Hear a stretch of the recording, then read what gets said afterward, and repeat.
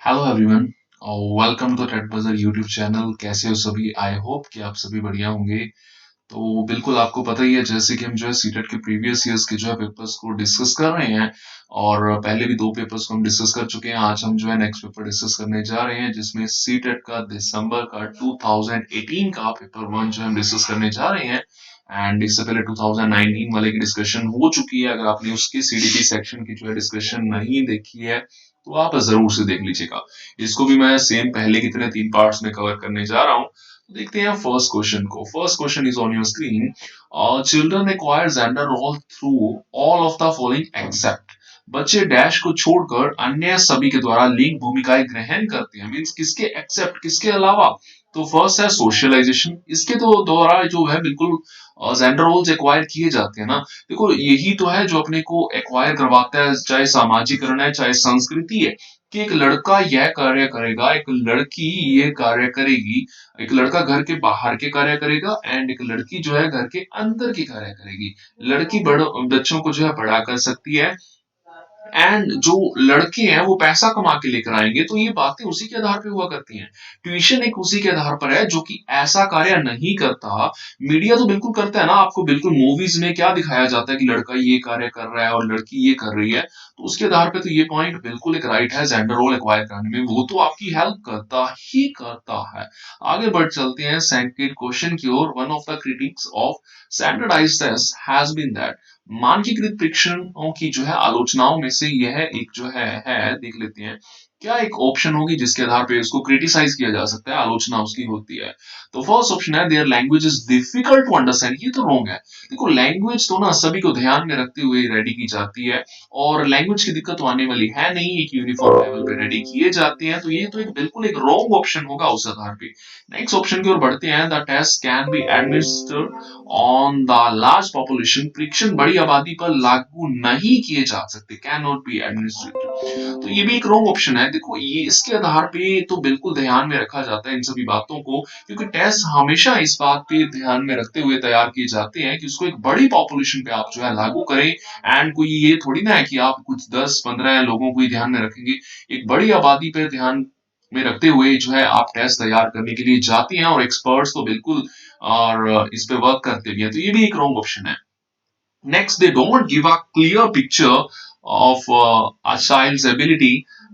वे बच्चों की क्षमता की स्पष्ट तस्वीर नहीं देते। ये भी एक रॉन्ग ऑप्शन होगा जी उस आधार पे कि ये जो बच्चों की एबिलिटी है उसकी क्लियर पिक्चर आपको देते नहीं है। देखो फिर तो वो टेस्ट वैलिड है ही नहीं ना जी। जिसको आप मेजर करने के लिए बना रहे थे वो आपके लिए अगर वो मेजर कर ही नहीं रहा तो फिर तो ये वैसे ही रॉन्ग हो गया ना। ये पहली तीनों ही रॉन्ग है, आपको क्लियर हो गई होंगी। ये लास्ट ऑप्शन बिल्कुल राइट है। They represent largely the main same culture and are therefore biased. वे मुख्य रूप से मुख्य धारा की संस्कृति का प्रतिनिधित्व करते हैं और इसीलिए वो पक्षपाती हैं, इसीलिए वो बायस्ड हैं। देखो अमेरिका वाले कल्चर के टेस्ट अगर आप इंडिया में अप्लाई करेंगे तो वो बिल्कुल बायसनेस होंगी ना, क्योंकि वो एक अलग बेस है अमेरिका वालों के लिए और इंडियंस का एक अलग बेस है। और ये फिर बिल्कुल बायसनेस कर रहे हैं आप इंडियंस के साथ। आगे बढ़ते हैं। The theory of multiple intelligence says that. एकाधिक बुद्धिमानी का सिद्धांत कहता है, क्या आपको कहता है मल्टीपल इंटेलिजेंस का जो सिद्धांत है, थ्योरी है, हार्वर्ड गार्डनर के द्वारा दी गई है। पहले तो मैं आपको ये बता देता हूँ, हार्वर्ड गार्डनर ने पहले 7 टाइप्स ऑफ इंटेलिजेंस के बताया एंड देन अपने को उन्होंने जो है दो और इंटेलिजेंस इंटेलिजेंस रीफ्रेम्ड बुक में टोटल 9 टाइप्स ऑफ इंटेलिजेंस होने की बात की है। तो इसी के आधार पे फर्स्ट ऑप्शन बिल्कुल राइट जा रहा है ना जी आपके के लिए। Intelligence can be of several kinds. बुद्धि कई प्रकार की होती है, बिल्कुल एक राइट ऑप्शन है। नेक्स्ट क्वेश्चन की ओर बढ़ेंगे। Teacher can utilize both assessment for learning and assessment of learning too. शिक्षक सीखने के लिए मूल्यांकन और सीखने के मूल्यांकन दोनों का उपयोग कर सकते हैं। देखो पहली बात तो आपको ये पता होना चाहिए, असेसमेंट फॉर लर्निंग मैच करेगा फॉर्मेटिव असेसमेंट के साथ। असेसमेंट ऑफ लर्निंग का लिंक बनेगा सम्मेटिव असेसमेंट के साथ। तो अभी आपको ये दोनों के आधार पे एक आंसर करना होगा। तो देख लेते हैं कौन सी ऑप्शन यहाँ पे राइट रहेगी। तो मैं आपको सीधा ले चलता हूँ उसी ऑप्शन की ओर। तो देखो जी, फोर्थ ऑप्शन बिल्कुल एक राइट ऑप्शन है कि जहां पे आप, अगर हम बात करेंगे नो चिल्ड्रंस प्रोग्रेस, अभी इसी बात पे फोकस कीजिएगा। फॉर्मेटिव असेसमेंट होती है ड्यूरिंग सेशन, और वो चिल्ड्रंस की प्रोग्रेस पे, बच्चों की प्रगति पे वर्क करती है। ठीक है, बच्चों की प्रोग्रेस कैसे हो रही है, अगर उसमें कुछ और इंप्रूवमेंट करने की जरूरत है तो करेंगे। एंड अचीवमेंट लेवल के साथ कौन जुड़ा होता है? Assessment of learning, summative assessment, grades किसके आधार पे हम देते हैं, और या फिर अगर हम बात करें मार्क्स, तो बिल्कुल उसमें समेटिव असेसमेंट का एक इंपॉर्टेंट रोल होता है ना, वो एक इंपॉर्टेंट रोल प्ले करता है उसमें। तो यही एक बेस्ट आंसर था जी, जो आपने आंसर उस टाइम पे भी करना था। नेक्स्ट क्वेश्चन की ओर बढ़ चलते हैं। Question number 5 is on your screen. This question is regarding CC. Which one of the following is not related to continuous and comprehensive evaluation? निम्नलिखित में से कौन सा सतत और व्यापक मूल्यांकन से संबंधित नहीं है? फर्स्ट है, it is an integral part of teaching learning process. तो ये तो बिल्कुल राइट है कि यह शिक्षण अधिगम प्रक्रिया का एक अभिन्न अंग है। ठीक है, इसको आप अलग नहीं कर सकते, ये एक इंटीग्रल पार्ट है टीचिंग लर्निंग, क्योंकि टीचर ने टीच करना है, स्टूडेंट्स ने लर्न करना है, तो ये दोनों के लिए हेल्प करते हैं ना जी। आगे बढ़ते हैं सेकंड ऑप्शन की ओर। It focuses on child's achievement in different learning areas. ये विभिन्न शिक्षा क्षेत्रों में बच्चों की उपलब्धि पर केंद्रित है। ये भी बिल्कुल राइट ऑप्शन है, क्योंकि ये बच्चों की किसी एक क्षेत्र में अचीवमेंट की जांच नहीं करता, अलग अलग फील्ड में जो है बच्चों की जो है अचीवमेंट की जो है जांच करता है। लर्निंग अलग अलग डिफरेंट डिफरेंट लर्निंग एरियाज में बच्चों की अचीवमेंट की जांच करता है। नेक्स्ट ऑप्शन की ओर बढ़ते हैं।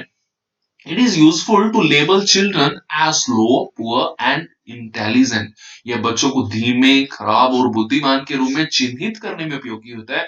तो यही एक रॉन्ग ऑप्शन है। देखो, कभी भी इवैल्यूएशन यह कार्य नहीं करती है कि बच्चों को लेबल कर देती है। लेबल तो आपने वैसे भी नहीं करना, ना ही कैटेगराइज करना है। और ये तो बिल्कुल एक रॉन्ग ऑप्शन है कि आप बच्चों को स्लो, पुअर और इंटेलिजेंट लर्नर्स के रूप में कैटेगराइज कर दे रहे हैं कि ये बच्चे स्लो लर्नर्स हैं, ये पुअर है, ये इंटेलिजेंट है। तो आप बिल्कुल गलत कर रहे हैं ऐसा कर करके।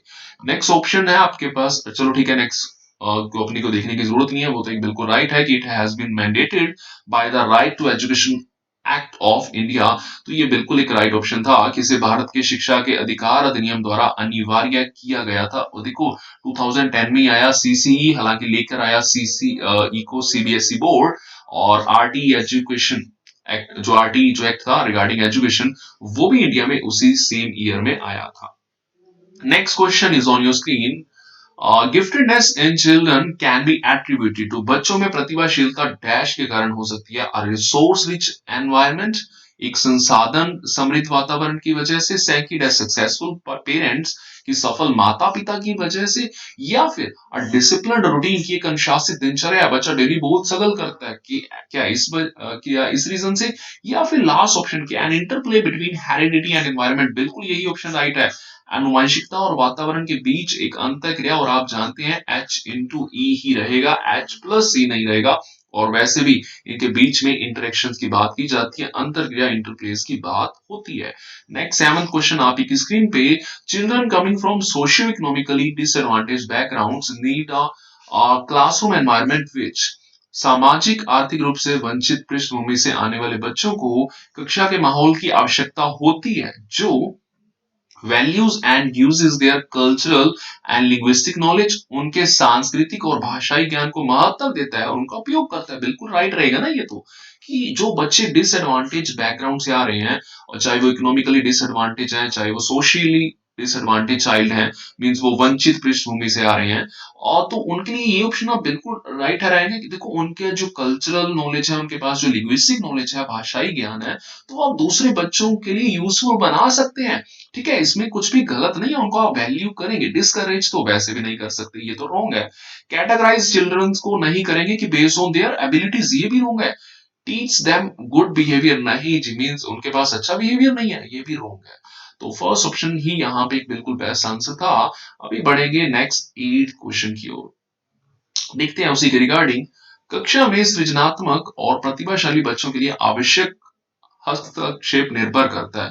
The intervention needed for creative and talented children in the classroom rest on giving extra time to them, कि उन्हें अतिरिक्त समय दिए जाने पर, नहीं, ये तो रॉन्ग रहेगा।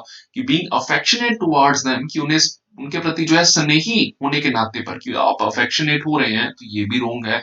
नेक्स्ट है कि उन्हें अन्य बच्चों को पढ़ाने की जिम्मेदारी देने पर या फिर giving them the responsibility of teaching other children, बिल्कुल राइट है जी, ये कार्य आप उनके लिए कर सकते हैं क्योंकि ये उनके लिए जो है काफी बढ़िया भी रहेगा। वो जो क्रिएटिव है, गिफ्टेड है, और ये दोनों इसी टाइप के कार्य भी एक अच्छी तरह से आपके लिए कर भी सकते हैं।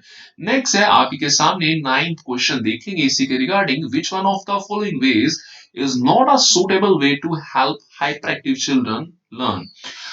अति संवेदनशील बच्चों को सीखने में मदद करने के लिए निम्नलिखित में से कौन सा तरीका उपयुक्त तरीका नहीं है।